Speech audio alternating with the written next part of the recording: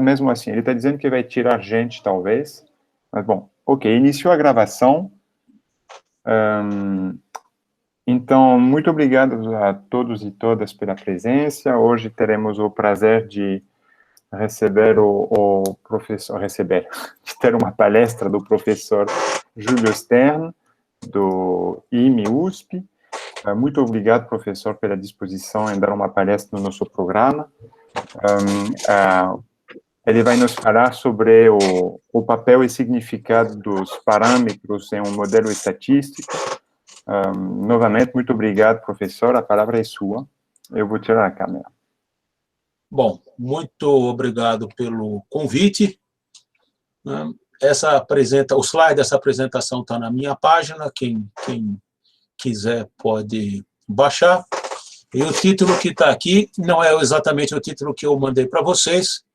O título que está aqui é Renunciando à Noiva, Karl Pearson, a respeito de causas e probabilidades inversas. Já vamos ver o que uma coisa tem a ver com a outra.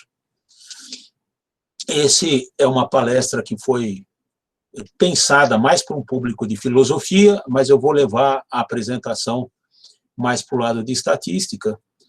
E essa palestra tem a ver com a história da estatística, com a história da linguagem estatística. A gente vai ver como todos esses pensadores que estão aqui retratados nessa página inicial, eles são, pela ordem, o Maimônides, o Spinoza, o Bayes. Esse aqui é o Price, o coautor do Bayes. Do Bayes a gente não tem uma foto, né? Aquela foto que roda pela internet aí não é. Né? A gente não tem uma foto do Bayes, a gente tem um retrato do Price. Depois o Laplace, o Boole, todos eles tinham uma ideia sobre estatística ou sobre aquilo que viria a ser a ciência estatística. E esse último sujeito aqui é o Karl Pearson. E ele pegou a nau da estatística que vinha singrando os mares numa direção e pegou o timão e girou o curso de 180 graus, fez a estatística ir para um caminho totalmente diferente, e a gente vai entender o porquê disso. Ele fez isso baseado nas ideias filosóficas dele, ideias filosóficas que depois se traduziram na linguagem da estatística clássica, ou estatística frequentista, e o nosso jeito de fazer estatística frequentista. E toda a estatística. É isso que eu pretendo mostrar para vocês. E eu vou contar as histórias, essa história passando por uma análise de alguns pontos da filosofia do Spinoza, depois a leitura que o Pearson faz da filosofia do Spinoza e como ele discorda da filosofia do Spinoza, inverte a filosofia do Spinoza, e essa inversão filosófica vai depois se traduzir numa inversão correspondente do jeito de fazer estatística. E entre os dois, entre a vida do Pearson como filósofo e a vida do Pearson como estatística, ele tem uma vida como cientista. Primeiramente tentando fazer um negócio que se chama física do éter, e depois trabalhando com genética e eugênica. E, finalmente, se der tempo, ainda vamos ver os desdobramentos posteriores das ideias do Pearson no trabalho do Fischer, do Neyman e do Definetti. Vamos lá. A palestra, isso era uma aula de umas 2 horas, eu tenho aqui 1 hora, né? O Márcio me disse, então vou dar uma resumida. Eu vou apresentar para vocês a filosofia do Spinoza, ou aquilo que nos interessa da filosofia do Spinoza, da forma mais concisa possível. E, para entender o que a gente precisa da filosofia do Spinoza, nesse contexto, basta entender 3 pontos, ou 3 princípios.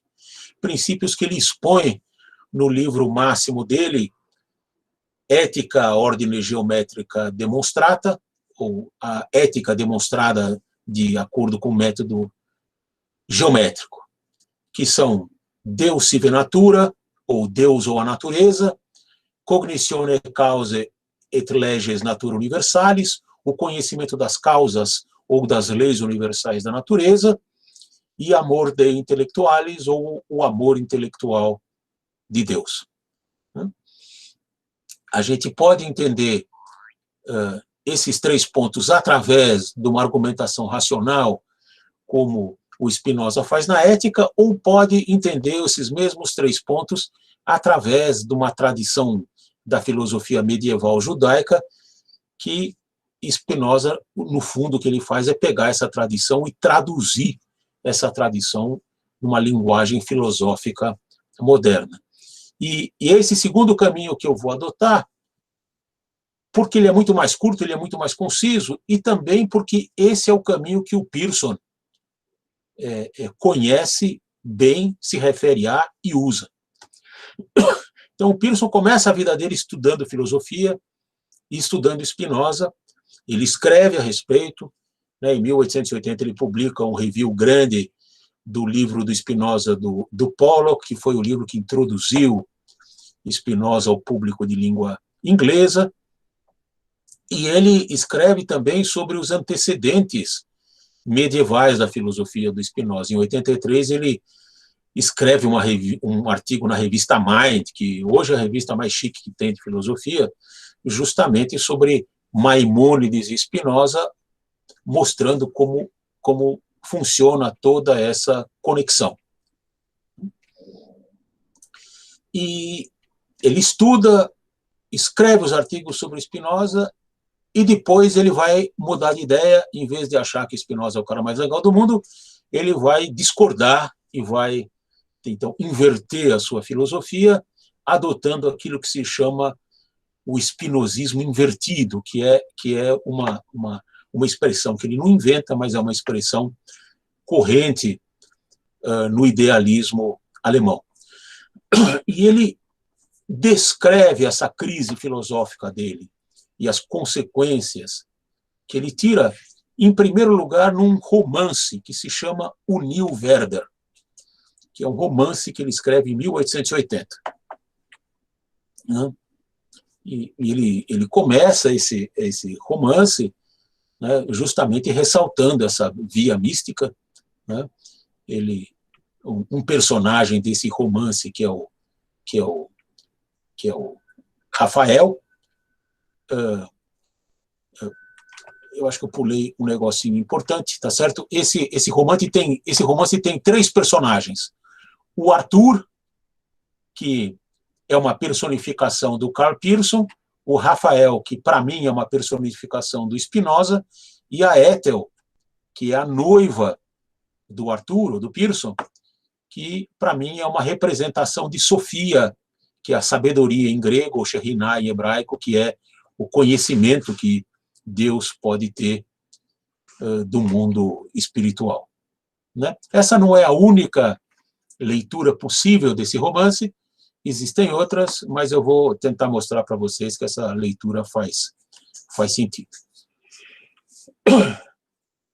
Então, o romance começa quando o Arthur /Pearson vai para a livraria pegar alguns livros sobre Spinoza, e ele encontra na biblioteca o Rafael, que é uma representação do próprio Spinoza, com um livro de Maimônides na mão, e como se por mágica, né, porque o Arthur ainda não conhecia o Rafael, e o Rafael entrega nas mãos do Arthur /Pearson o livro do Maimônides, que o Pearson precisaria para entender os assuntos que ele veio ali entender. Professor, desculpa, Maimônides, não conheço. Maimônides é um filósofo que viveu na Espanha, na época da dominação árabe da Espanha, que era um filósofo judeu, né? E ele escreveu, alguns aspectos da filosofia de Maimônides, o Spinoza traduz numa linguagem moderna, isso é uma dos pilares da obra do Spinoza, que é a Ética. Tá? E eu já vou mostrar, já vou mostrar como. Né? Um dos princípios, então, que o Maimônides trabalha, né, lá em 1150, mais ou menos, né, ficou conhecido com uma máxima em que ele diz Rapiolot Reiloriot, Rapiolot Adebaiot, ou seja, nesse mundo as ações de Deus são as leis naturais. Deus age nesse mundo de acordo com as leis naturais, que o Spinoza traduziu para o latim como Deus sive natura, Deus ou a natureza. Deus age nesse mundo de acordo com as leis naturais. Então, nesse mundo, as coisas são como são em função das suas causas. As causas são os tipos ideais das coisas, pelas quais Deus age. Em latim e em português, a gente tem a mesma ideia traduzida na relação entre as palavras causa e coisa, que tem uma origem comum. E português é a língua materna de Spinoza. Né? As coisas são como são em função das suas causas. Muito bem, se é assim, se as coisas são como são em função das suas causas, se a gente quer entender esse mundo, né, o melhor que a gente pode fazer é entender as causas, ou entender as leis naturais que regem esse mundo. Nada mais natural, né? O primeiro princípio desemboca quase que imediatamente no segundo. E o terceiro princípio afirma que realmente a gente pode obter esse entendimento, né? Ou que Deus é bom. Né? Se Deus fosse sacana, Deus agiria no mundo de acordo com as leis naturais, mas negaria aos homens qualquer conhecimento possível dessas leis. E o terceiro princípio diz, não é assim. Deus é bom. A gente pode conhecer a ciência, a gente pode conhecer as causas, a gente pode conhecer as leis que regem esse mundo. É isso que a gente faz na universidade, né? Nos departamentos de física, química, biologia. Todas as ciências se dedicam a isso. E a nossa aquisição desse conhecimento é representada, uma representação clássica dessa ideia, dos anjos subindo e descendo aí numa escada, na escada de Jacó, que tem sua base no chão e seu topo ali no céu. E essa aquisição de conhecimento é a maior forma de amor que o homem conhece, né? O chamado amor intelectual de Deus.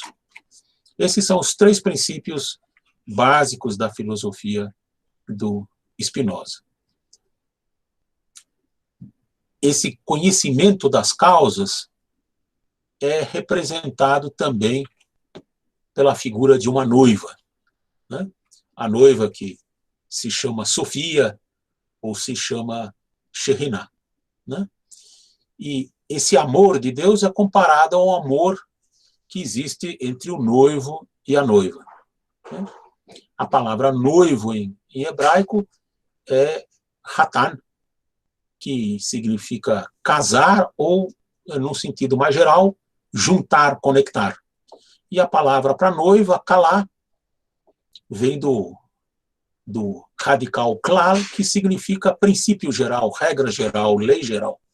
Né? Então, o conhecimento que a gente pode adquirir desses princípios gerais, dessas leis gerais, das leis da natureza, são a noiva que a humanidade, o noivo, procura.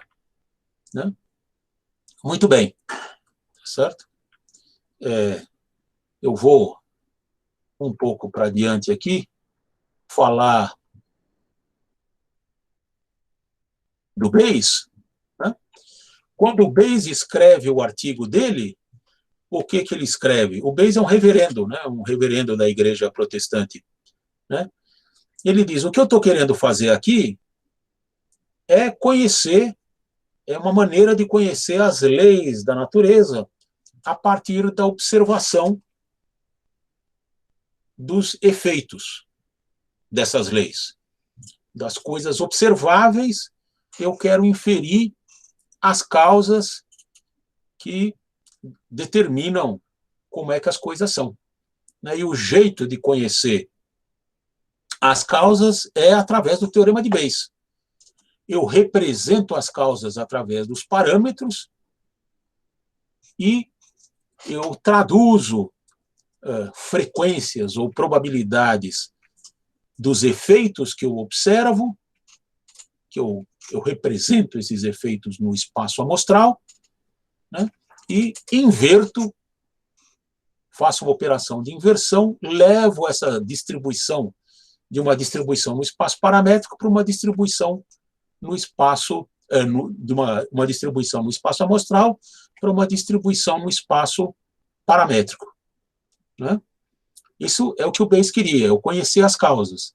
E o Bayes fala, inclusive, que isso é parte da sua tarefa como ministro religioso, que isso é tentar conhecer a Deus, né? Exatamente da forma como Spinoza pensava. O Laplace, que é o segundo príncipe aí da tradição bayesiana, continua exatamente no mesmo caminho. O Laplace já é uma pessoa de outra época, uma pessoa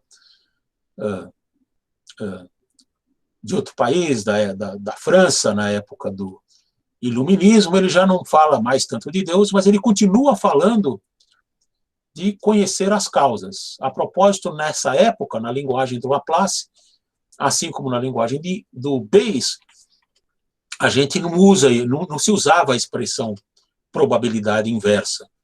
Aquilo que depois passou a ser chamado de probabilidade inversa, eles chamavam como probabilidade das causas, né?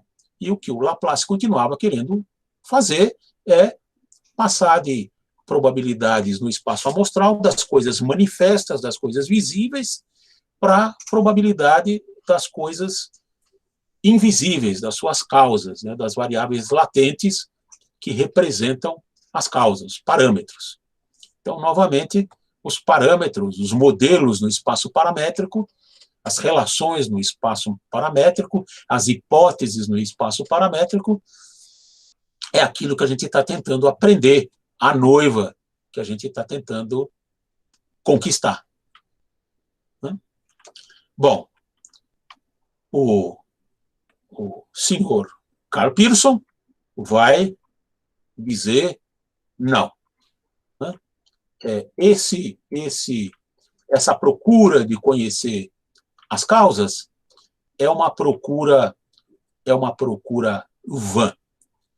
A gente não tem nada que tentar conhecer as causas. A gente tem que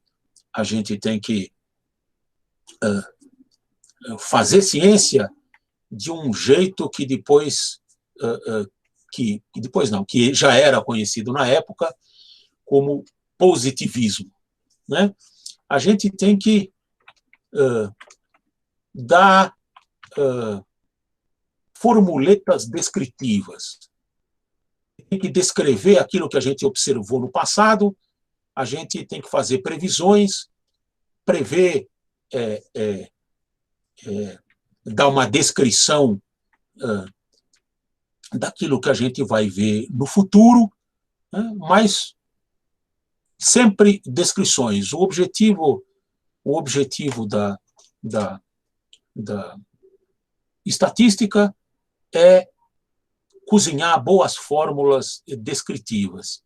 E, por favor, vocês expurguem a linguagem da ciência de toda explicação causal, né? Isso é uma coisa, é um misticismo de tempos passados que a gente não deve mais tolerar. Qualquer tentativa de um entendimento profundo de por que as coisas são como são vocês façam lá na igreja, se vocês quiserem, mas não na ciência. Né? É claro que muitos cientistas não compraram essa ideia. Né?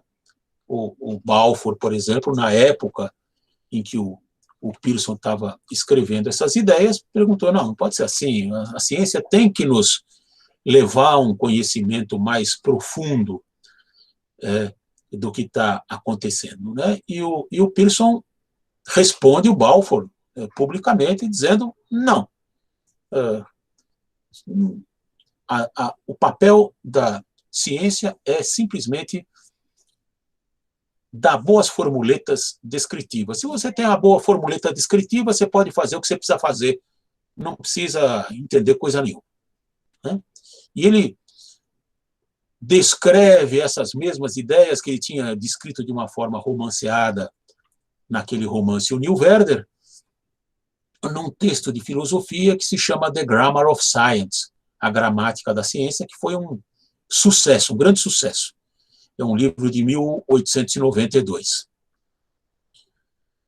Muito bem, ele escreve esse livro é um grande sucesso, agora ele precisa mostrar que é possível fazer o que ele quer fazer. Ele vai tentar fazer ciência do jeito que ele diz que devia ser. E a primeira coisa que ele vai tentar fazer, a primeira área que ele vai se dedicar, é uma área que se chama física do éter. Né? Vocês já ouviram falar de física do éter? Provavelmente não, porque é uma área que morreu sem deixar traços. Né? Física do éter era uma física que tentava descrever uma série de fenômenos, principalmente fenômenos ligados à eletrodinâmica e ao calor, através de propriedades de um fluido muito fino que permeava todas as coisas, que se chama éter. Né? E essa física do éter se opunha basicamente à física atômica. Né? O pessoal da física do éter tinha como arqui-inimigos o pessoal que estava tentando desenvolver a física atômica. Por quê? Justamente por causa desse problema, dessa concepção positivista da ciência. Átomos, de acordo com os positivistas, átomos são agentes do mal. Né? Por quê? Porque átomos são agentes causais por excelência. Usando o conceito de átomo, eu consigo explicar, né, uma série de conceitos da termodinâmica a partir de conceitos da física newtoniana, usando física e estatística para fazer essa ligação. Né? Usando átomos, eu consigo explicar um monte de propriedades de substâncias químicas, né, supondo a existência desse agente causal que é o átomo. Né? Então, átomos são agentes causais por excelência. E não é à toa que os físicos positivistas tentam fazer uma teoria científica que inclui física do éter, entre outras coisas, que dispensa o conceito de átomo. Infelizmente, para o coitado do Pearson, a física do éter morre de morte súbita no ano de 1905, que é o ano em que o Einstein publica 3 artigos. 1905 é conhecido na comunidade física como Anno Mirabilis, o ano do milagre. Que esses 3 artigos, cada um deles inicia uma revolução. O mesmo homem publicar os 3 artigos e no mesmo ano é uma coisa inacreditável. Os artigos são o artigo do movimento browniano, o artigo do movimento browniano, do efeito fotoelétrico e da relatividade restrita. Esses 3 artigos explicam tudo que a teoria do éter tentava, sem sucesso, explicar e muito mais. E assim a física do éter morre de morte súbita. Acabou-se a carreira científica do coitado do Pearson. Ele tem que fazer outra coisa. O que ele vai fazer? Ele escolhe como novo área de atuação na ciência a genética. Por quê? Novamente, para dar continuidade à sua cruzada positivista. Assim como átomos são agentes causais na física e na química, genes são agentes causais na biologia. A partir do conceito de gene, a gente consegue explicar uma série de fenômenos na biologia, na hereditariedade, etc. Então, pelas mesmas razões que um positivista não gosta de átomos, um bom positivista não gosta de genes. Só que a cronologia da teoria genética é muito diferente da cronologia da teoria atômica.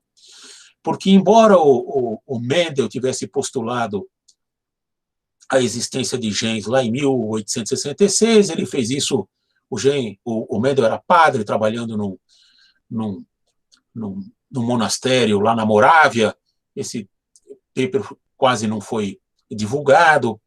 O Hugo de Vries, na virada do século, redescobriu as ideias do Mendel, mas mesmo assim as pessoas não conseguiam localizar o gene. Qual é a partícula, né, o locus, onde está guardada essa informação genética? Esse mistério só foi desenvolvido muito tempo depois, em 1953, no famoso trabalho de Watson e Crick.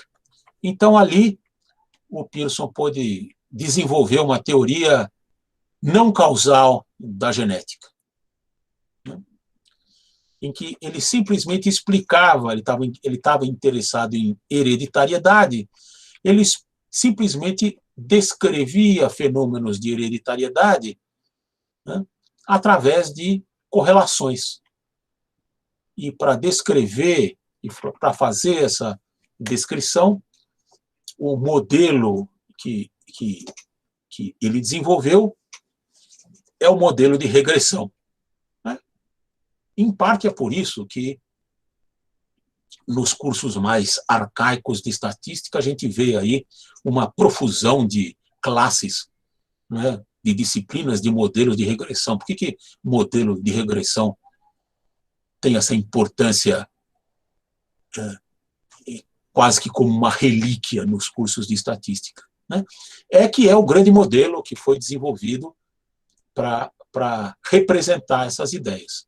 O modelo de regressão, na verdade, não foi inventado pelo Pearson, foi inventado pelo Galton, que é outro geneticista e cientista da área de eugeneticista, para descrever, não explicar, pelo amor de Deus, para descrever fenômenos de hereditariedade, né? E o Galton, ele começa a trabalhar a partir de ideias causais a respeito de hereditariedade, segundo uma concepção muito particular que ele tinha. Ele chega à conclusão de que a teoria que ele tinha sobre teoria da hereditariedade, que era uma teoria que ele chamava, ou que os adeptos dessa teoria chamavam de teoria da reversão ou teoria da regressão, por isso que vem o nome regressão. Eu não vou entrar nos detalhes, mas depois, se alguém quiser, eu conto de onde vem esse nome, reversão, regressão. E tenta fazer modelos para descrever essa teoria e chega no que é o modelo de regressão estatística. E aí ele vê que esse modelo pode ser descrito de uma forma puramente probabilística, como um drift probabilístico, e a partir disso ele chega à conclusão que modelos causais não são adequados para estudar genética de populações e hereditariedade, e os dois homens se encontram e é amor à primeira vista, tá certo? O grande patrono do Pearson a partir desse momento é o Galton, que financia a carreira científica dele e levanta a bola do Pearson, e o Pearson, que era um matemático mais talentoso do que o Galton, vai desenvolver esses modelos de regressão para representar os fenômenos que eles estão estudando e também para representar todas as ideias filosóficas que ele tem, né? né? Então, os dois homens dizem, tá certo? Esses modelos que a gente está desenvolvendo são modelos puramente utilitaristas, puramente descritivos, que descrevem a correlação que existem entre características de uma geração e características da geração seguinte, sem fazer qualquer suposição a respeito de causas ou de genes. O Galton é mais velho do que o Pearson, tá certo? Nessa altura do campeonato, o Galton já está ficando velho, o Pearson pega a tocha e leva a seguir, e leva adiante, tá certo? Para levar essa tocha adiante, ele desenvolve basicamente a teoria de modelo de regressão como a gente conhece hoje. Ele junta um monte de pedaços que já estavam lá, a teoria de ajuste de mínimos quadrados, que quem inventou foi o Gauss, a teoria de distribuições de representação assintótica da distribuição gaussiana, que nesse momento eu não lembro quem fez, mas também não foi ele, mas ele pega e junta todos esses pedaços e apresenta a metodologia de modelos de regressão bonitinha, tá certo? E de uma forma que pode ser usada para fazer essa modelagem, né? Vamos agora voltar à história da estatística como ela vinha vindo. Eu falei para vocês do Bayes, falei para vocês do Laplace. A pessoa seguinte nessa cronologia do desenvolvimento da estatística é o George Boole, que escreveu um livro em 1854, The Laws of Thought, né, as leis do pensamento, em que ele descreve uma série de formalismos para a representação do raciocínio, incluindo lógica formal e probabilidade. E quando ele estuda a teoria da probabilidade, ele fala de diversos problemas, incluindo o que ele chama de problema 9 e problema 10. Essa nomenclatura passa a ser importante na filosofia da ciência e filosofia da probabilidade da estatística. O problema 10 é o problema de como determinar, a partir de causas, a probabilidade de ocorrência de certos efeitos, como passar do espaço paramétrico para o espaço amostral. E o problema 9 é o contrário, como inferir a partir de efeitos causas, ou como passar de probabilidades no espaço amostral para probabilidades no espaço paramétrico. O Boole vai dizer o seguinte: o problema 10, o problema 9, quer dizer, o problema de passar, o problema inverso, o problema de passar do espaço amostral para o espaço paramétrico, é mais difícil. Por que ele é mais difícil? Tá certo? Por duas razões. Uma razão técnica, né? Que eu tenho que resolver, eu tenho que fazer certas integrais que são difíceis. Em particular, eu tenho que calcular a constante de normalização da função de verossimilhança para aquilo virar uma distribuição a posteriori. E essa constante de normalização, os físicos às vezes chamam essa constante de normalização de função de partição, né? Calcular essa constante às vezes não é difícil, às vezes é difícil, às vezes é uma integral que eu não sei calcular. A segunda razão é que, na hora que eu vou fazer a operação de inversão, eu tenho que pelo menos conceitualmente, estabelecer uma probabilidade a priori no espaço paramétrico, né? O Laplace diria, se você tem alguma informação, ótimo, use essa informação. Se você não tem informação nenhuma, use a distribuição uniforme. O Boole olha para aquilo e diz, bem, acho que não é tão simples assim, né? E deu uma série de argumentos de como escolher a probabilidade a priori, que é uma como representar a não informação, que é um tema que depois foi muito desenvolvido, né? Todo mundo que gosta de estatística bayesiana objetiva gosta desse tema e tem suas ideias a partir desse tema.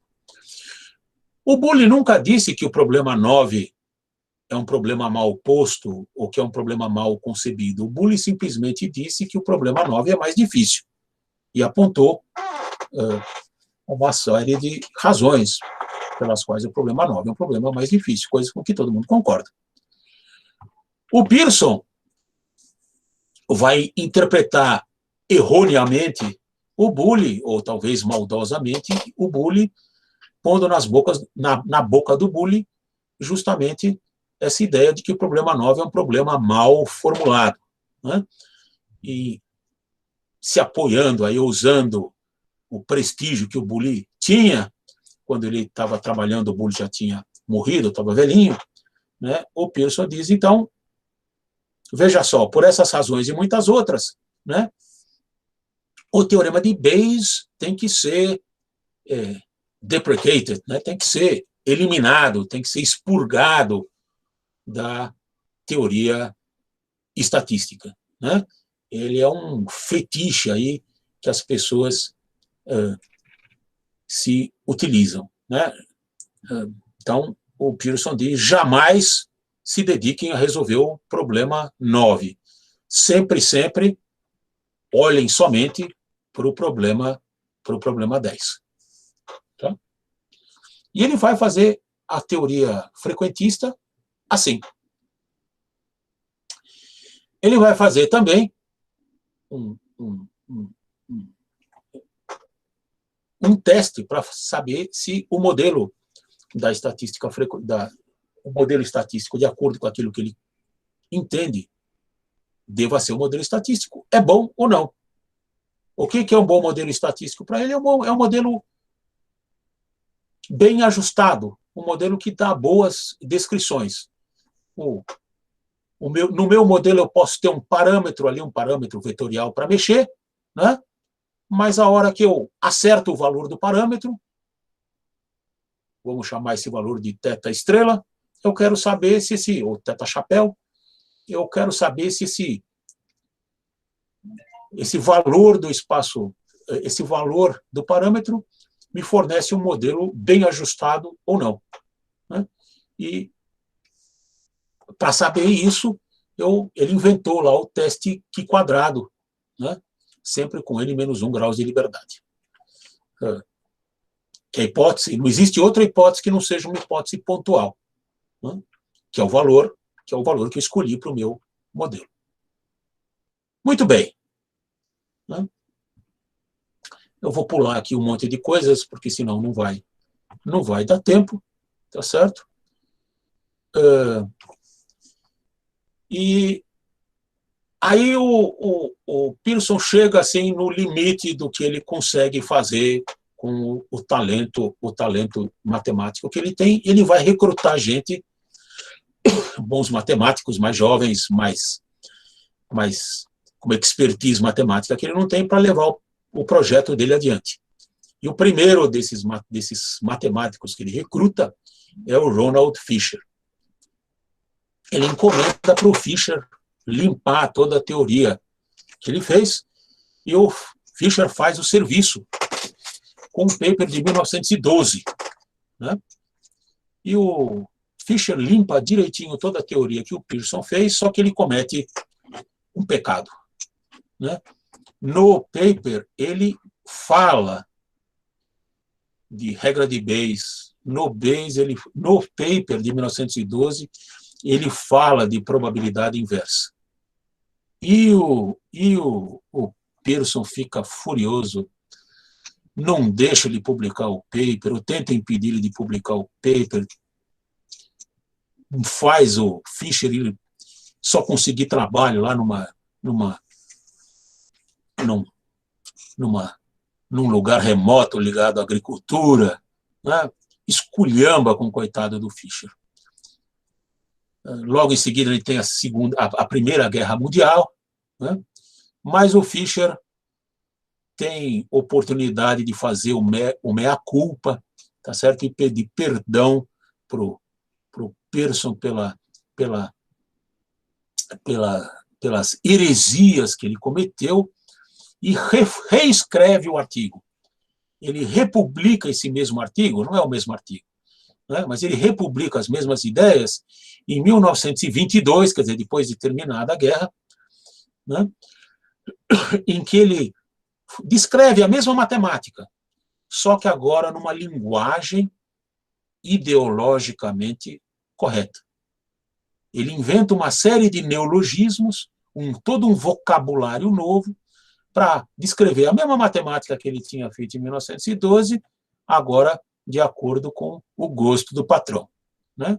Então, em particular, ele inventa o termo função de verossimilhança, né? E 20 vezes ao longo do paper ele diz, olha, pelo amor de Deus, hein, função de verossimilhança não tem nada a ver com distribuição a posteriori. Vejam que essa função nem integra 1.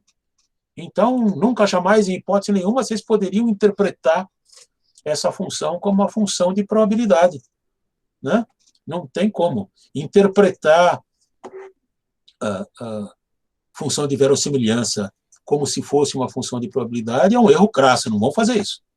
Aí é claro que o Pearson gosta, reabilita o Fischer, enche a bola do Fischer, dá dinheiro para o Fischer, né? Pronto. O Fischer vendeu a alma ao diabo e o diabo ficou feliz e deu maior força na carreira, para a carreira do Fischer, né? Mas coitado do Fischer, né? Eu sempre digo que o Fischer é um sujeito que vendeu a alma ao diabo e depois passa a vida inteira tentando comprá-la de volta, né? Tempos depois, 15 anos depois, em 1935, começa a disputa entre o Fischer e o Pearson, tendo aí como aliado o Neyman, sobre a famosa disputa sobre como fazer teste de hipóteses, né? Ou qual o número de graus de liberdade do teste Q quadrado n-1, como queria o Pearson, n é a dimensão do espaço paramétrico, tá certo? Ou n menos h menos 1, onde h é a dimensão da hipótese. Para o Pearson é sempre n menos 1, porque não existe essa história de hipótese. Hipótese, de novo, é tentar falar de causas, né? A gente construiu, ele encomendou para o Fischer toda uma linguagem que eliminasse a noção de causa. E o Fischer vem agora querer, de novo, reintroduzir hipóteses ou reintroduzir causas? Não, de jeito nenhum, né?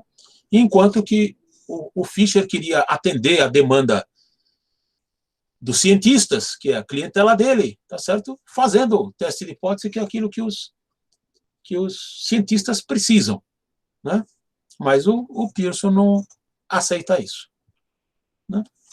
A essa altura do campeonato, esse debate aí filosófico sobre fundamentos da estatística sai de moda. As pessoas não querem mais saber disso, tá certo? E esse é o tempo em que as pessoas fazem aquilo que se chama teoria híbrida, né? Que tem um amigo francês que chama teoria do fundi e que eu patrioticamente chamo de teoria da feijoada, né? Você esquece a história da fundamentação filosófica e faz uma descrição de como é que escreve um livro-texto enfatizando uma descrição de como é que tem que fazer a conta, e as pessoas podem ser treinadas como é que tem que fazer a conta e não deve se preocupar muito com a fundamentação estatística, né? Só que toda a linguagem da teoria frequentista ela foi concebida para levar adiante o projeto positivista, né? Para levar adiante a ideia de que ciência não é o entendimento das coisas, não tem a ver com raciocínio causal, tem a ver meramente com raciocínio descritivo, né? com modelos descritivos. Eu não sei se vocês leram aquele romance do George Orwell, né? 1984. Se não leram, leiam. Né? É um romance que descreve uma sociedade totalitária, né? Em que o governo totalitário inventa, forja uma nova língua, né? Que se chama, a tradução é novilíngua em português, ou new language no inglês lá, em que a linguagem é um inglês macarrônico controlado, né? O objetivo é que quando as pessoas falem, se expressem usando novilíngua, elas já falem ideias que são politicamente corretas. Né? Usando aquela linguagem, não dá para falar uma ideia que seja politicamente incorreta. Né? A linguagem frequentista, a linguagem da estatística frequentista foi concebida assim. Né? E as pessoas não se dão conta de quando elas usam a linguagem da teoria frequentista, embora não discutam mais a fundamentação filosófica, elas continuam se expressando de uma maneira que automaticamente expressa raciocínios ideologicamente corretos, né? E que expressam ideias que são sempre, ou preferencialmente, de um cunho positivista, né? Em que a ciência é vista como uma ciência descritiva, jamais uma ciência que leva ao entendimento das coisas. Né?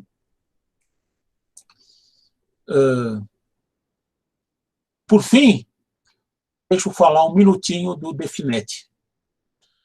O Definet, eu sempre digo, é o mais conservador de todos os revolucionários. O Definet vai reintroduzir operações de probabilidade no espaço paramétrico, mas vai fazer isso de uma forma que não viole os cânones do pensamento positivista, que eram universalmente aceitos na época por todos os estatísticos. Ele vai dizer, né, olha, eu estou reintroduzindo a noção de probabilidade no espaço paramétrico, mas isso é só uma operação matemática. Eu continuo sendo um bom positivista. Né? E essa função de probabilidade que eu estou reintroduzindo ali no espaço paramétrico, né? Ela é só um ente auxiliar. Ela vai ter uma vida muito efêmera. Tudo que ela não deve ser usada jamais enquanto tal. Toda a serventia que ela tem é ser integrada, é entrar numa integral que eu vou fazer para calcular a distribuição preditiva, que aí sim é uma distribuição no espaço amostral que eu posso usar sem ter vergonha. Né? A probabilidade inversa, a distribuição de probabilidade que existe no espaço paramétrico, ela é apenas subjetiva, onde a palavra subjetiva aí é um adjetivo que quer dizer ela não tem nenhuma importância enquanto tal. Né? Ela é apenas um passo intermediário para eu calcular a minha distribuição preditiva, que essa sim, essa é nobre. Né? Essa, na linguagem da estatística, tem um status, com esta eu tenho um comprometimento ontológico, ou essa é algo de verdade, essa aí está valendo. Né? Na linguagem do meu amigo Sérgio Wexler, né, a distribuição a posteriori é uma distribuição no espaço paramétrico, mas parâmetros, né, são fantasmas. o Sérgio xinga os parâmetros, ele diz, o Sérgio é a pessoa que mais esculhambou com os parâmetros que eu já ouvi falando, né? O Sérgio diz, parâmetros são apenas variáveis de integração, o papel deles é ser integrados na hora de eu calcular a probabilidade, a distribuição preditiva, e aí acabou os parâmetros, né?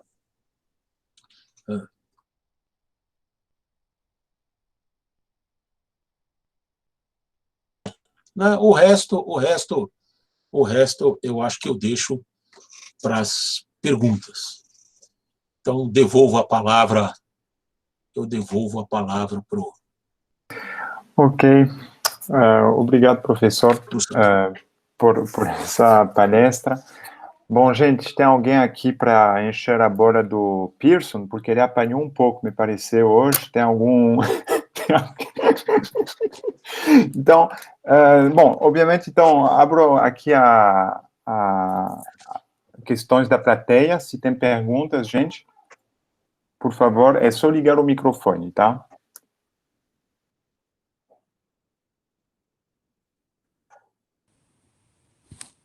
Alô? Estamos ouvindo, Márcio. Pode falar. Olá, professor. Obrigado, Sandro. Obrigado, professor, pela apresentação. Eu tenho uma dúvida, que é, na verdade, saber a opinião do senhor e o que o senhor acha que vai acontecer aí no futuro, quer dizer, fazendo uma relação entre o que o senhor mostrou do passado e o que vai acontecer no futuro da nossa área, que é o seguinte. Bom, o senhor mencionou aí os nomes que foram mais relevantes para a estatística no século XX, sem dúvida, né? O Pearson, o Fisher e o Neyman, junto com o Pearson filho também, né? E eles, de fato, foram determinantes para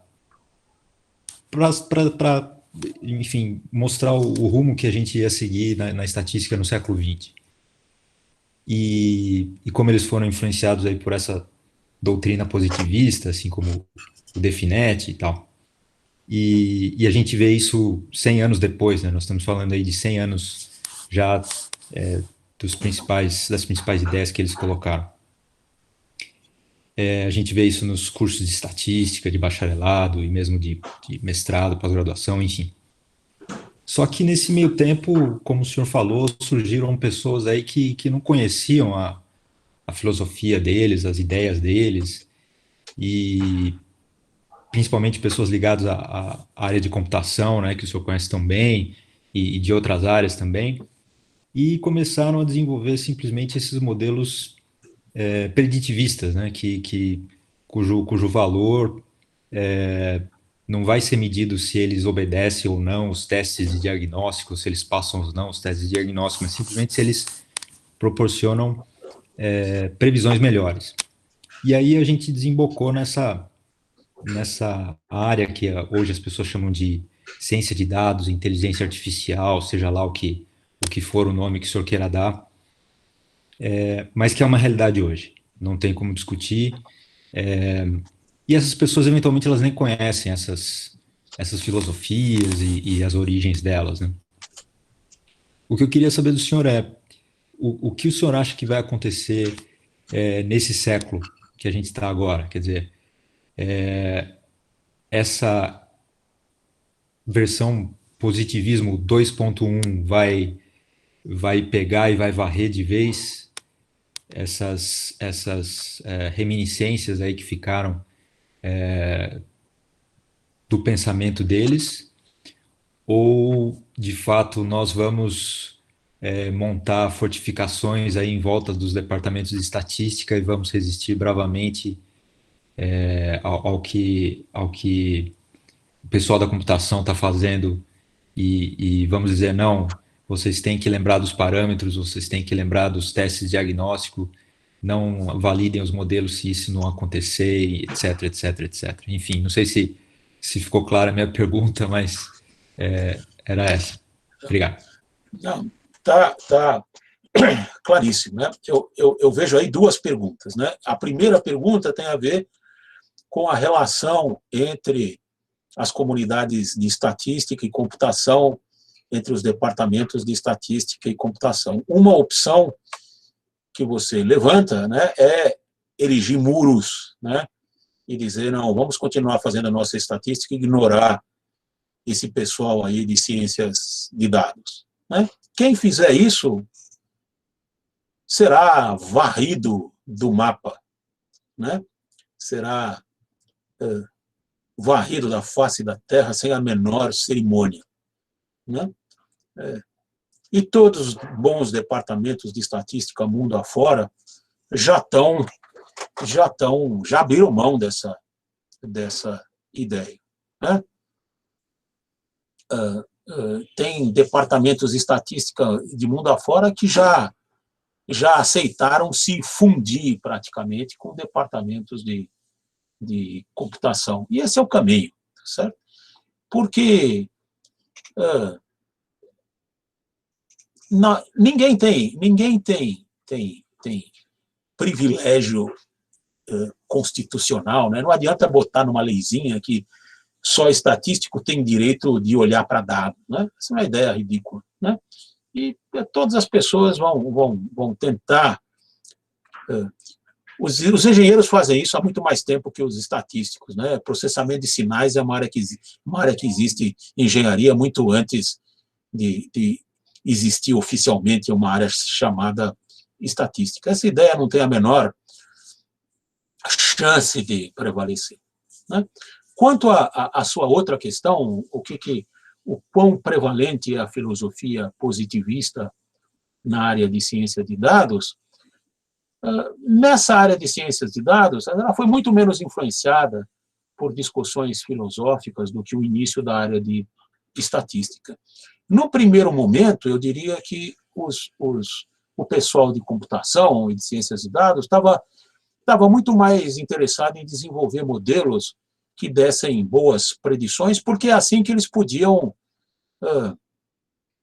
calibrar se aquilo que eles estavam falando ou aquilo que eles estavam fazendo, se as técnicas que eles estavam desenvolvendo estavam dando certo ou não. Justamente porque eles não têm algumas ferramentas teóricas que a gente tem, esse era o jeito que dava para ver se as coisas deles estavam funcionando ou não. Uma outra questão é saber se isso basta ou não. E o próprio uso dessa informação rapidamente levou eles a chegar à conclusão de que não basta, né? Tanto assim que uma das áreas mais quentes hoje em processamento de dados, ou em Big Data, ou em seja lá como você queira chamar, ou estatística, são tudo nomes alternativos para a mesma coisa, né? Ou inteligência artificial. Uma das áreas mais quentes é o que se chama explainable AI, né? Explainable Artificial Intelligence. Porque as pessoas começaram a ver, não basta eu dar a previsão, uma boa previsão, eu preciso também, de alguma forma, entender o porquê dessa previsão. Se eu não entendo o porquê da previsão, eu fico vendido, né? Eu não tenho como fundamentar a minha ação, né? Isso é tão importante que virou em algumas áreas até um requisito legal, né? Hoje, quem faz a decisão de te dar ou não te dar um cartão de crédito, de aprovar ou não aprovar um empréstimo no banco, de aprovar ou não aprovar um financiamento da sua empresa, 99% das vezes não é uma pessoa, é um algoritmo. Mas você não pode, por lei, você não pode responder para o seu cliente: não vou te dar o financiamento porque o sistema decidiu assim, decidiu que sim. Você é obrigado a dar para ele uma explicação. Que critério eu usei, que razão eu tenho para aceitar ou negar o seu pedido, né? Hoje você tem ferramentas de diagnóstico, você dá uma lâmina microscópica, a imagem de uma lâmina microscópica para uma ferramenta de diagnóstico, a ferramenta de diagnóstico te diz: essa célula que eu estou vendo é um gatinho, não é um cachorro. Eu estou dizendo que é um gatinho, não é um cachorro, porque eu não sei, não sou oncologista, eu não sei o nome das diferentes células que ele vem. Mas quando essa ferramenta de diagnóstico diz, eu estou vendo um gatinho e não um cachorro, junto com o diagnóstico, essa ferramenta de inteligência artificial tem que explicar por que você está vendo um gatinho e não um cachorro. Ah, porque a orelhinha, veja, é assim, do gatinho, do cachorro seria diferente, ou a patinha assim, a patinha do cachorro seria diferente. Quer dizer, junto com o diagnóstico tem que ter uma explicação de que características estão sendo importantes para fundamentar esse diagnóstico. Simplesmente o uso prático dessas ferramentas de inteligência artificial reintroduziu, por necessidade, né, a noção de explicações causais, e o pessoal que trabalha com inteligência artificial sabe que é muito mais difícil você fazer um sistema que gere junto com as predições acoplado à explicação de por que eu estou fazendo a previsão que eu estou fazendo. Né? E é para isso que é nessa direção que essa área está indo. Né? Então, o sonho positivista, eu acho que nunca teve futuro. Ele fracassou no passado e está fracassando no presente e vai continuar a fracassar no futuro. A gente nunca vai nos bastar agir cegamente de acordo com a receita. O homem sempre vai ansiar por entender, né, por saber por que ele está fazendo aquilo que ele está fazendo. É inevitável. Ok, obrigado, professor. Obrigado, Márcio. Obrigado, professor. Mais uma pergunta da plateia?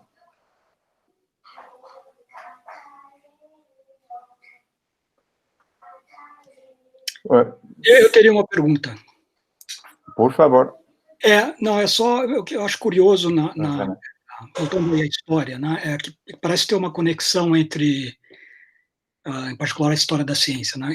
Uma conexão entre a teoria bayesiana e a teoria quântica. E isso eu já vi em mais de um lugar, mas eu não me aprofundei. Então, eu gostaria de perguntar se você teria algo a dizer sobre isso, tanto do ponto de vista mais matemático quanto filosófico. Essa não é uma área a que eu particularmente me dedico, tá certo? Mas eu sei um pouquinho, tá certo? Em mecânica quântica, a gente fala de funções que existem num espaço abstrato, mas que ela se relaciona, essa função se relaciona a coisas que não podem ser diretamente observadas. Né? Em particular, a função de onda é uma função numa variável complexa, né? Estou falando da mecânica quântica ordinária, né? Não de mecânica quântica de campos. Né? Você tem uma função de onda, que é uma função numa variável complexa, né? Que aquilo não é uma coisa diretamente observável. Né? Quando eu faço uma medida, né, quando eu interajo com aquele sistema de uma certa forma, aí eu opero, né, sobre essa função de onda e produzo um resultado observável. Né? E essa mecânica de passar da função de onda para o resultado observável se traduz numa probabilidade, a probabilidade de observar um spin para cima e um spin para baixo, por exemplo. Né? Então, existe aí uma certa analogia entre os não observáveis do espaço paramétrico na estatística bayesiana e as variáveis não observáveis que existem na mecânica quântica, né? Em função dessa analogia, as pessoas começaram a pensar, será que eu não posso pensar na função de onda como uma entidade subjetiva, né? E por aí a coisa vai. É uma área interessante, né? Tem gente que gosta dessas analogias, tem gente que não gosta dessas analogias, mas elas, vamos dizer, é uma coisa que tem pouco impacto, que tem pouco impacto diretamente sobre estatística, né? Existe uma outra relação entre mecânica quântica e estatística, que essa sim tem mais impacto direto sobre a maneira como a gente faz estatística, que é uma consequência da concepção do Definetti. Ele tem um famoso enunciado, né, de que na maneira como ele concebia as coisas, não faz o menor sentido você dar probabilidade sobre probabilidades.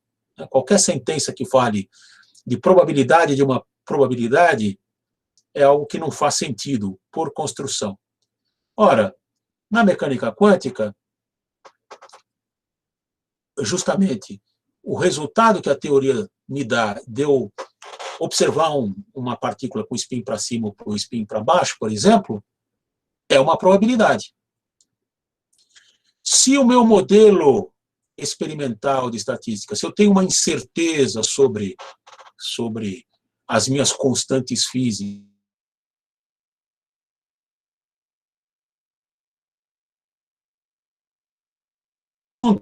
tá certo? Eu calcular a incerteza na medida que eu vou fazer.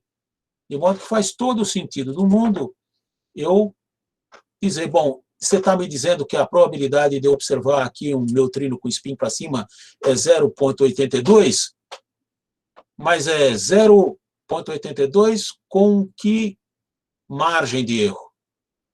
Então faz todo o sentido do mundo eu me perguntar a respeito da incerteza que eu tenho sobre uma probabilidade, né?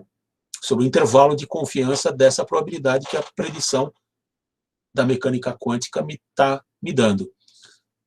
E nessa condição, eu formo de uma maneira absolutamente natural, bem fundamentada e correta, uma frase que é uma probabilidade sobre uma probabilidade, que é o tipo de coisa que não cabe dentro da teoria bayesiana de acordo com a concepção do Definetti. Então, eu digo, se você quer ser bayesiano, você tem que escolher.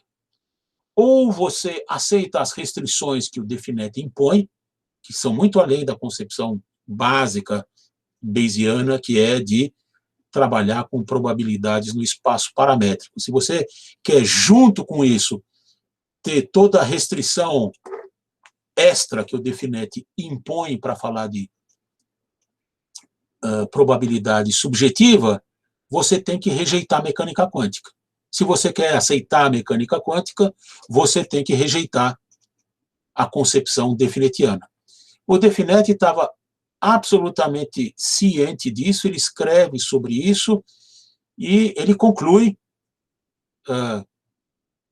dessa discussão se conclui que a teoria da mecânica quântica, assim como ela é uma teoria errada, né? Em particular, ele defende, tá certo, a partir dessas concepções, a incoerência de certas decorrências da mecânica quântica como princípio de incerteza. E depois, você tem, muitos anos depois, você tem uma série de resultados que chamam teoremas de Bell, tá certo, que são uma contradição, que contradizem frontalmente todas essas ideias do Definetti. Quer dizer, hoje, mais do que nunca, se você for a fundo nessas questões, você tem que optar. Ou você aceita a mecânica quântica, ou você aceita a concepção definetiana da estatística bayesiana. Ou um ou outro. Os dois não dá. Ok, obrigado. Obrigado, professores, pela pergunta e resposta. Mais uma pergunta da plateia? Desculpa. Pode falar. Oi, sim. Não, primeiramente, obrigado, professor Júlio, pela palestra. Eu queria continuar ainda no conceito bayesiano, assim, do pouco que eu estudei sobre estatística bayesiana, a grande ideia do DeepNet foi introduzir o conceito de permutabilidade. E o ponto inicial, digamos assim. E aí a minha pergunta vai de encontro saber se o que essa introdução desse novo conceito mudou no entendimento sobre estudos causais na ciência. Então, eu tento responder a sua pergunta de uma forma muito detalhada num artigo que eu tenho num periódico que se chama Symmetry. Deixa eu ver. Bom, eu não vou lembrar mas você olha na minha página ali, tem esse artigo à disposição, né? A ideia por trás do conceito de permutabilidade, tá certo? É uma ideia muito básica, tá certo? Que é a seguinte: atrás de todo invariante existe uma simetria, né? Agora, se eu interpreto isso de uma maneira subjetivista ou interpreto isso de uma maneira objetiva, fica a gosto do freguês, né? O teorema mais importante da física, eu falo assim porque é o teorema que eu mais gosto da física, é um teorema, uma ideia de uma física alemã que se chama M. Noether, né? O teorema de Noether diz o seguinte: atrás de todo ente, de toda coisa para a qual eu reconheço uma realidade física, de todo invariante, né? Por que energia é uma coisa? Energia é uma coisa porque ela se conserva, né? Ela não varia, né? Momento é algo para o que eu atribuo realidade física, porque é, de novo, uma quantidade conservada. Momento angular, a mesma coisa, tá certo? Atrás da existência de cada um desses entes físicos existe uma invariância. Isso está lá no volume 1 do livro do Feynman, Lecture Notes in Physics, né? Se você observa um fenômeno físico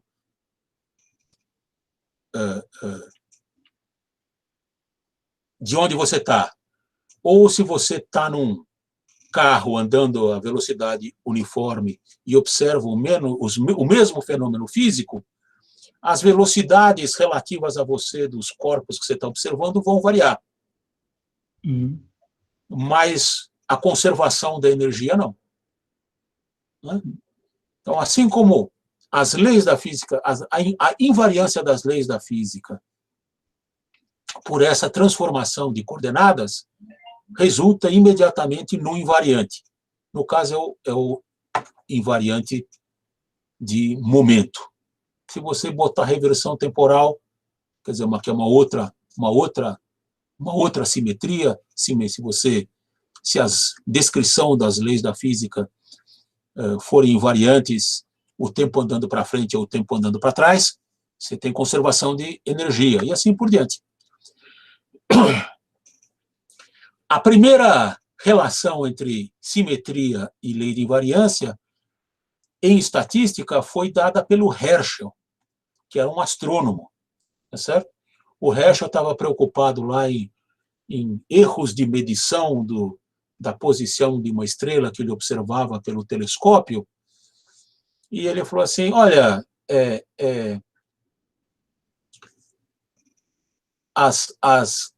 o meu erro de observação, o meu telescópio tem simetria, é um canudo, né? É algo que tem simetria por rotação.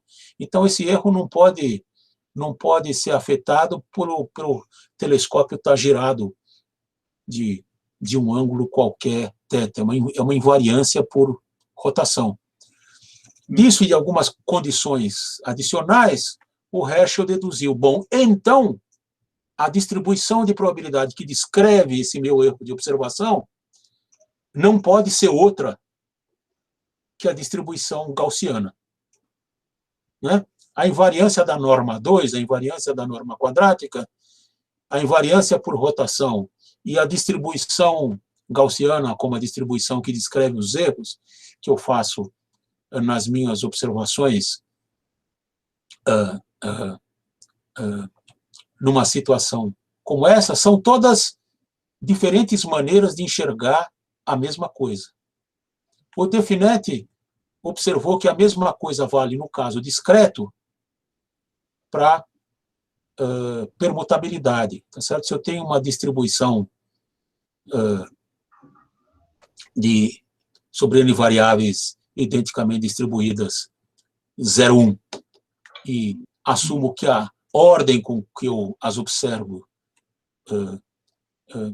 não altera o meu fenômeno, a distribuição não pode ser outra, não pode ser outra que a distribuição binomial.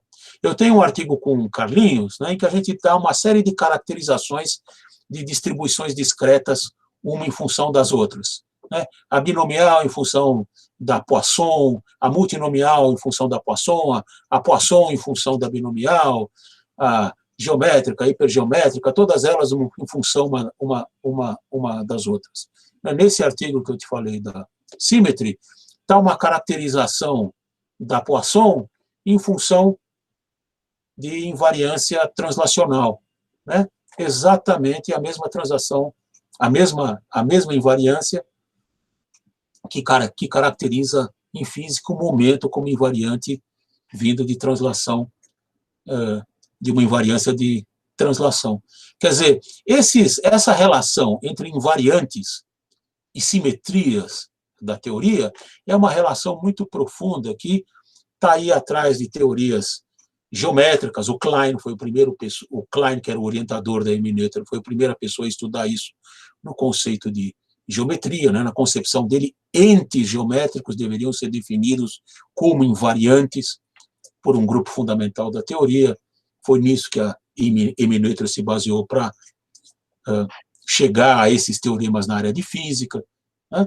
Todas essas relações entre invariantes e simetrias permeiam aí uma série de teorias. Agora, se eu interpreto isso com uma ótica objetivista ou com uma ótica subjetivista, fica a gosto do freguês. Se você entender esses teoremas direito, você pode depois utilizá-los no seu discurso ou para defender uma visão subjetivista do mundo ou para defender uma função objetivista ou realista do mundo. Como você usa esses teoremas, fica a gosto do freguês, né?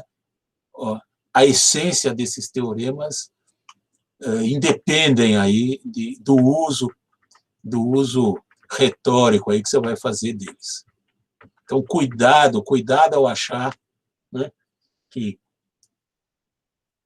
teoremas tipo Definet, que são como hoje em dia esses teoremas são conhecidos em estatística, levam invariavelmente a corroborar as concepções filosóficas do Definet. Ele usou esses resultados para isso. Agora, se você quer fazer o mesmo uso desses resultados ou não, fica por sua conta. Obrigado, pessoal. Obrigado pela pergunta. Mais uma pergunta? Acho que já são 15h20, eu acho que já tivemos... Se alguém quiser fazer uma pergunta, é o momento. Isso. Sandro. Pode falar. Pode falar. Aqui é o Clécio está falando, de Juiz de Fora. Professor, obrigado pela palestra. Eu observei aqui, né, que religião, filosofia, às vezes nos impede, né, naquele momento da história, de a gente enxergar ou de avançar na ciência, né? Podemos dizer que as ideias de Pearson e seus contemporâneos impediram a estatística de avançar em outras áreas, né? como, por exemplo, inferência causal, né? Ou mesmo ter atrasado o desenvolvimento da estatística em alguma área? Sim, sim e não, né? Eu continuo compartilhando a minha tela? Como quiser, professor. Se você vai Eu usar queria... para motivar, sim, claro. Uhum. Eu gostaria Estamos vendo. né? Eu sou colecionador de instrumentos de cálculo, né? E as ferramentas que a gente tem para fazer conta, certo? Elas são extremamente importantes no determinar que tipo de raciocínio a gente vai usar para entender o mundo, né? Entre as minhas tenho máquinas de calcular mecânica, computadores antigos, réguas de cálculo, né? Uma das minhas máquinas de cálculo preferida é essa régua de cálculo aí, que é a Pickett N525ES, que é uma régua de cálculo feita para estatística, é uma régua de cálculo que foi feita em 1965. Essa régua de cálculo tem escalas binomial, normal, Q quadrado com vários graus de liberdade, etc. Com essa régua de cálculo, eu consigo fazer todas as contas, ou quase todas as contas, que eu preciso fazer para usar modelos de estatística frequentista. Como o Bully tinha observado, o problema 9 é um problema muito mais difícil do que o problema 10. Em 1965, eu tinha como usar a estatística frequentista e a interpretação que o Pearson deu para a estatística frequentista me fazia ficar muito confortável usando essa ferramenta. Se eu quisesse fazer estatística bayesiana naquela época, não tinha como, tá certo? Quando é que está... Congresso de Estatística Bayesiana antes da década de 70 era um congresso pequenininho, cabia todo mundo num ônibus, e não precisava nem ser um ônibus grande, um micro-ônibus bastava. Por quê? Porque não tinha como fazer as contas sobre aqueles modelos. Ou só para modelos muito simples, que basicamente eram equivalentes aos modelos frequentistas. No final da década de 70, comecinho da década de 80, a gente começa a ter computadores pessoais. Uns 20 anos antes, os físicos tinham inventado métodos de Monte Carlo, que serviam para resolver justamente de forma numérica aqueles problemas difíceis que o Bully já apontava, os problemas técnicos de integração. Mas para usar métodos de Monte Carlo, eu precisava de usar computadores. E ficar usando o computador de grande porte para fazer isso custava muito caro. Só com computadores pessoais é que esses métodos se tornaram acessíveis. Então, só a partir da década de 80 é que os estatísticos que aprenderam dos físicos a fazer métodos de Monte Carlo puderam implementar modelos de estatística bayesiana e para alguma coisa útil. Quer dizer, veja que toda essa ferramenta que o Pearson e o Fisher inventaram me permitiu começar a fazer estatística no mundo pré-computacional. Isso teve como consequência deturpar de acordo com o meu gosto, com as minhas opiniões pessoais a respeito de filosofia da ciência. O caminho que a estatística teria dali para diante, teve também. É muito difícil separar o joio do trigo, ou aquilo que é bom ou aquilo que é mal, né? Numa teoria científica. Eu quero compartilhar aqui com vocês uma outra imagem. Eu quero trocar a imagem que eu estou compartilhando. Como é que eu faço isso? Eu vou aqui no Stop stop sharing? É isso? Eu acredito que sim. Você para e faz novamente aqui, você apresenta novamente e escolhe outra janela, talvez. Stop sharing. Agora, vamos ver aqui. Present now. A window.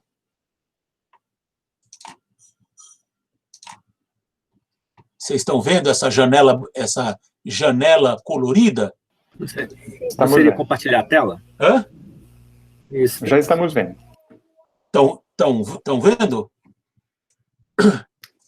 Essa janela bonita aqui é uma janela que existe no Caius College, em Londres, que é a universidade onde o Fisher estudou e depois ele foi dean dessa universidade. É uma homenagem ao Fisher, né? Porque realmente o Fisher foi uma pessoa sumamente importante que desenvolveu toda a estatística clássica do jeito que ela é. Ao mesmo tempo, o Fisher foi um dos maiores propagadores da ciência eugênica, né? Que é a eugênica de seleção racial. Na opinião do Fisher, assim como a gente faz seleção de variedades de trigo ou milho e raças de cachorro ou de gado, a gente deveria fazer seleção de gente. Quem tem o direito de se reproduzir, quem não tem, quem é tão defeituoso que merece a morte, né? Agora com esse movimento antirracismo, as pessoas exigiram e conseguiram essa remoção da janela do Fisher, aí em homenagem ao Fisher do Caius College, né? Então,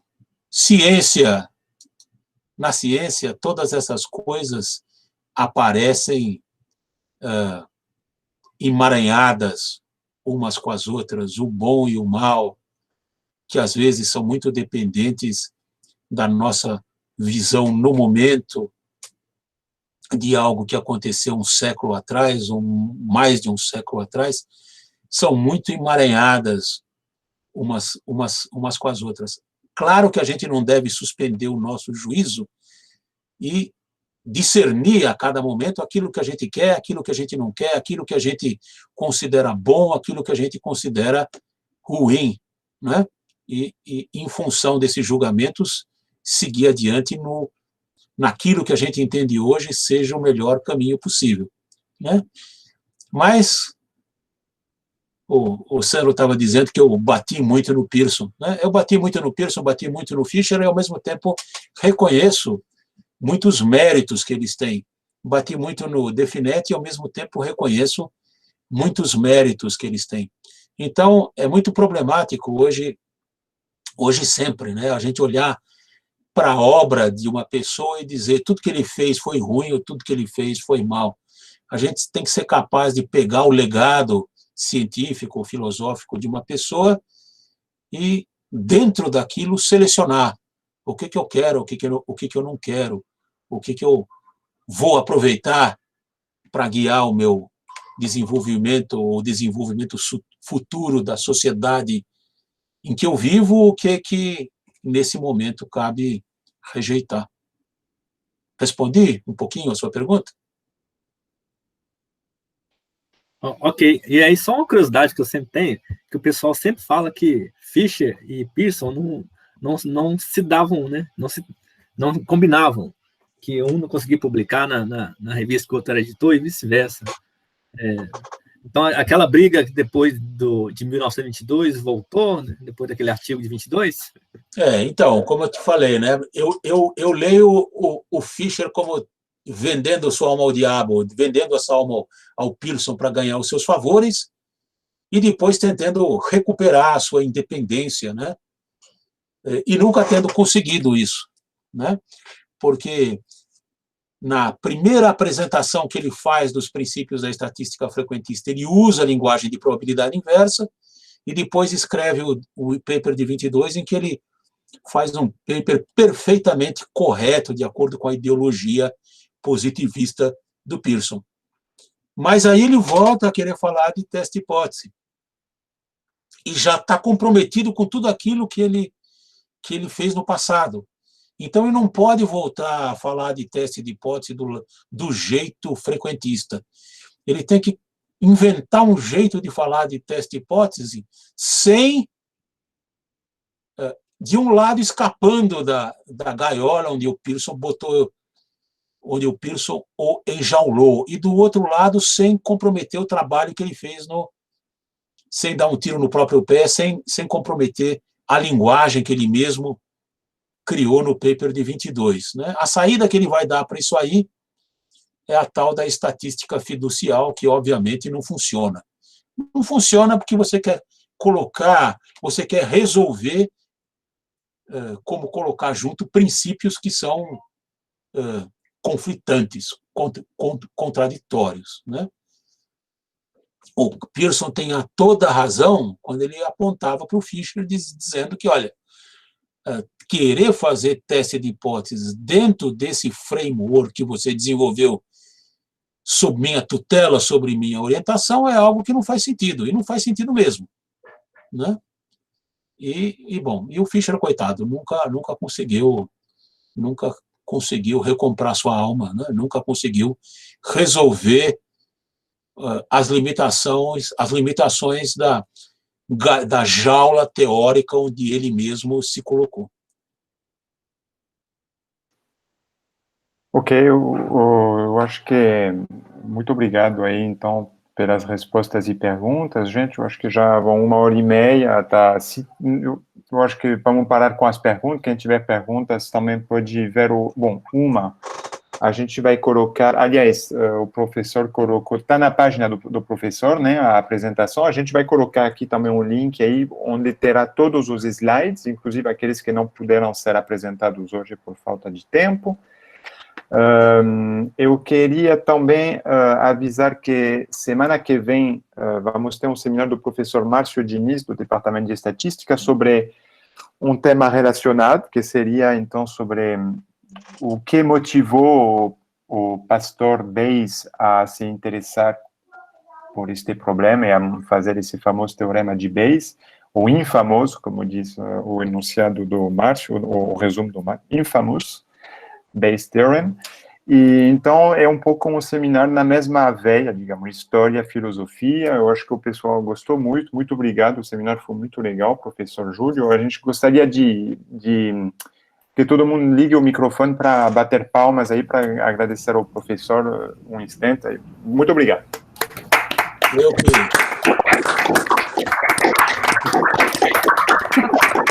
Eu agradeço o convite, a presença de todos vocês. Muito obrigado. Ô, Sandro, só uma dúvida. Pode falar, Márcio. Ficou mesmo para a semana que vem ou seria para daqui 2 semanas? Não, tá marcado para a semana que vem, Márcio. Semana que vem, tá bom. Se para você tá tudo bem, tá assim mesmo. Não, ok. Beleza? Beleza, obrigado. Obrigado, professor. Okay, obrigado a todos. Obrigado a todos e todas. E a próxima semana, então. Até. Até, obrigado.